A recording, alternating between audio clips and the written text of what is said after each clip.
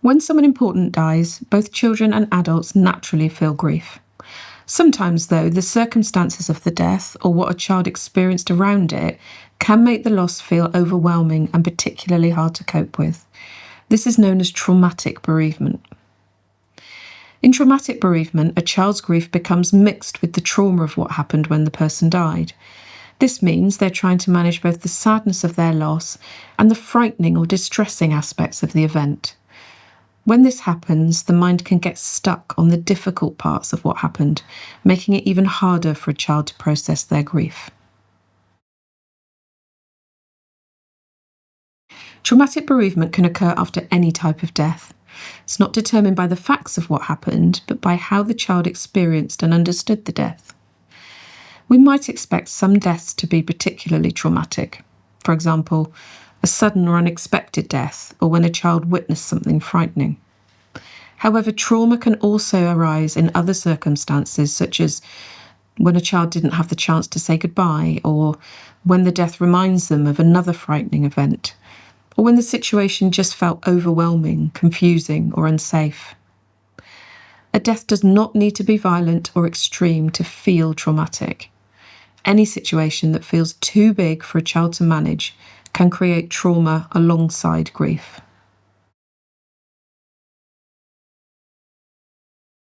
All grieving children can show a range of emotions and behaviours, such as sadness, anxiety, irritability, clinginess, or becoming more withdrawn. These reactions can sometimes feel intense, but with support, children usually learn to cope with them. It's also normal to see children jump in and out of their grief, moving between feeling sad one moment and then playing or laughing the next. When a child experiences a traumatic bereavement, their reactions can feel overwhelming and might get in the way of their ability to grieve. This is because they're responding to the trauma part of their experience. Trauma reactions might include intrusive thoughts or images about the death, nightmares or difficulty sleeping, feeling constantly on high alert, avoiding people, places, or conversations connected to the death, or being able to talk about the person who died in a calm or connected way. They might appear stuck, shut down, or easily overwhelmed.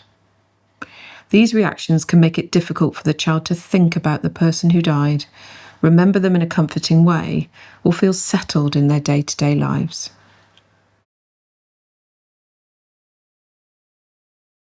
There's a lot that you can do to support a child who has experienced a traumatic bereavement. Firstly, create safety and predictability. Try to keep daily routines and structure as consistent as possible. Predictability helps calm the nervous system and gives children a sense of security. Encourage gentle, child-led conversations.